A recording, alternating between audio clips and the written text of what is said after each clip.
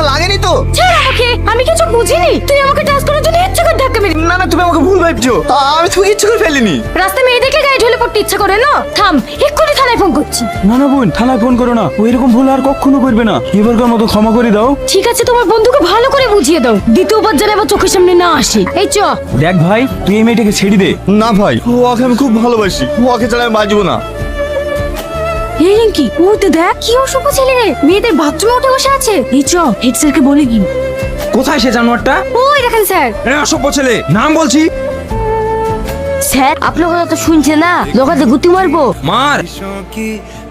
কে? আমি রে, নাম শিগগিরি। আমি কেন নামবো? এই সিকিউরিটি, যা ওকে ধরে নিয়ে এসো। ওগো, খেয়ে নাও। যেভাবে অপমান খেয়েছি, ওইতে আমার পেট ভরে গেছে। এই দুই বাপ বেটার জ্বালা আমি আর সহ্য করতে পারছি না।